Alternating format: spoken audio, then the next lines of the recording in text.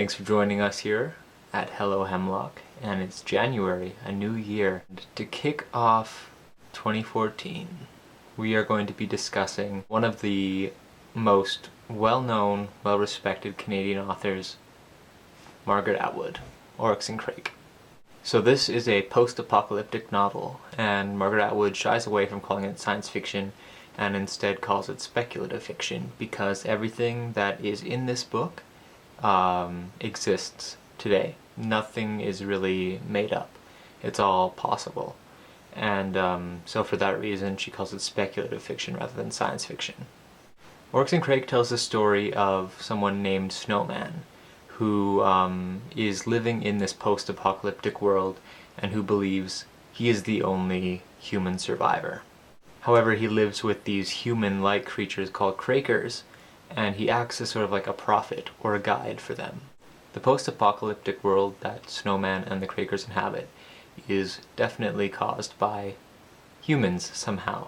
It's very clear in the descriptions and language used. Like there are these hybrid animals that are roaming around that aren't part of the natural world, they're obviously created. Most of the story, though, is told in a series of flashbacks that take place in the pre-apocalyptic world, and we kind of learn how the world got into the state that it has. In the pre-apocalyptic world, Snowman is Jimmy, and it's through his lens that we see the transition from pre-apocalypse to apocalypse to post-apocalypse. Jimmy grew up in these compounds. The world, as it is in Oryx and Crake, is kind of set up so that the privileged live in these compounds, and then everyone else, the poor people, the lower classes, live in something called pleblands. Now, society is kind of structured in a way that favors mega corporations and privatized science, and both of Jimmy's parents are scientists, and so work for these corporations. That's why they live in these compounds, everything's taken care of, but there are a lot of references to the pleblands and a sort of sense that things are not distributed evenly.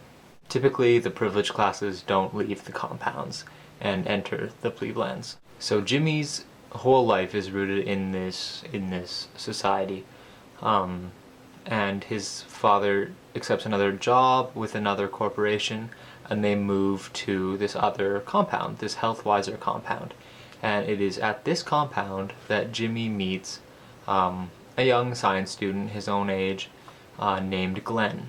For most of the novel, Glenn is known as Crake. So Glenn gets his name Crake because of a game called Extinctathon, which requires a great knowledge of extinct plants and animal species.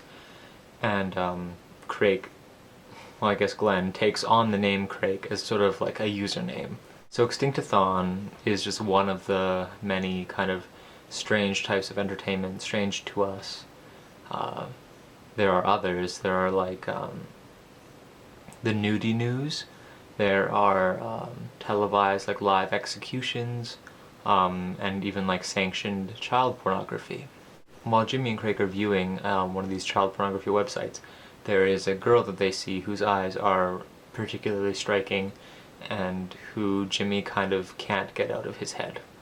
So these flashbacks go from, Jimmy's childhood into adolescence and into adulthood, and so also Crake's. Crake continues his scientific education, and he becomes quite a prominent and renowned bioengineer at one of these biotech corporations. And this is where he creates a species called Crakers to kind of be the perfect life form. He's trying to create the perfect race, and so he removes negative traits and adds in what he considers to be positive ones, and thus the Crakers are born. To instruct the Crakers on how to live the life that Crake wants them to, he finds that young girl from the child pornography website.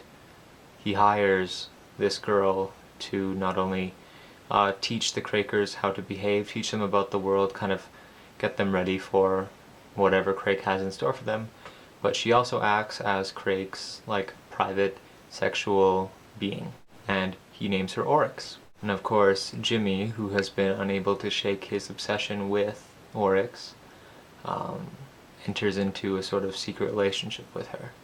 Now, while all of this is going on, Crake has also developed a pandemic that he kind of unleashes on the world, but he first vaccinates Jimmy.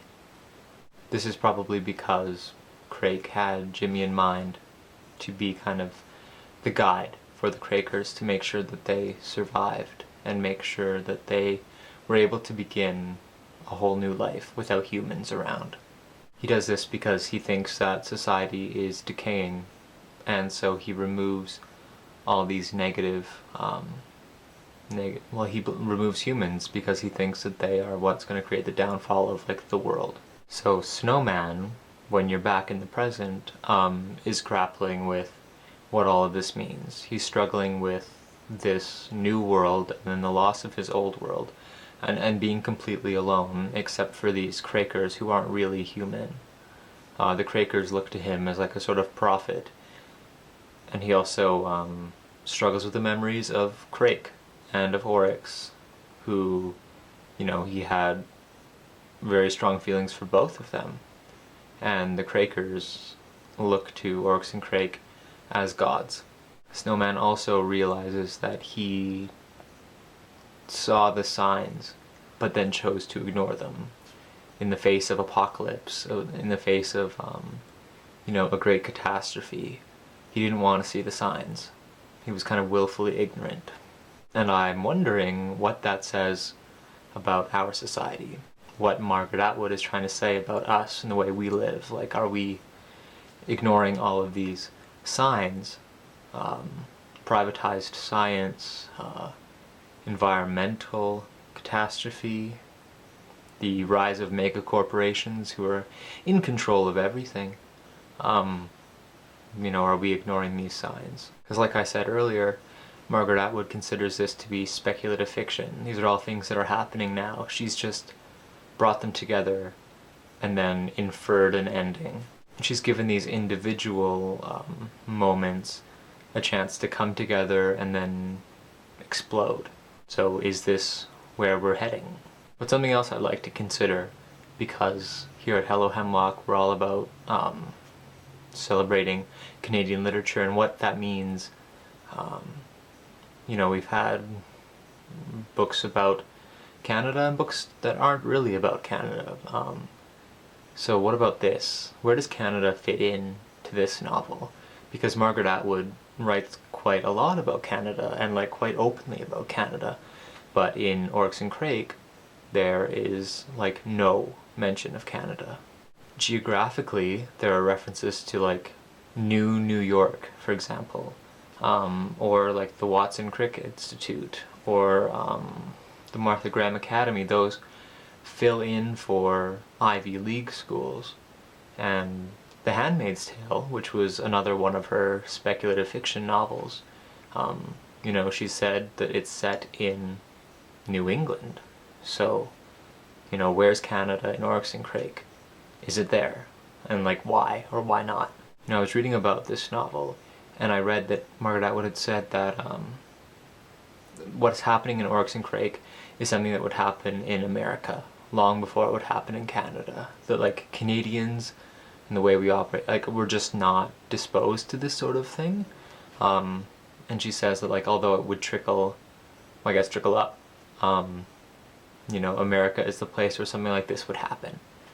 So I wonder what you think of that, or where you guys see Canada in the text, or whether you agree with that. There's one moment that I could identify something Canadian, and that was with Glenn. Glenn, he talks about his name, and he says that he's named Glenn because his father really liked classical music, and he was named after a famous piano player. And of course, that must be Glenn Gould, who was a Canadian piano prodigy. And he also had Asperger's, which Margaret Atwood has now said that Crake also has. And so that is like the one Canadian moment in the text that I found. The one thread of Canadianness, but otherwise it doesn't seem like it's focused on Canada as a place, but there are moments where it feels like it's referencing places in America. So I wonder what you guys thought of that. And I'm glad we're finally talking about a Margaret Atwood novel, because she is such a well-known and well-respected figure in Canadian literature. So I'm really looking forward to hearing what you all have to say. All of you who've joined in, and of course Jess and Crotty, I'm really looking forward to it. So feel free to answer my questions, or don't. If you don't like them, if you can't think of anything to say, that's totally fine. I'm really interested in hearing what you guys thought of it. And see you guys soon. Bye.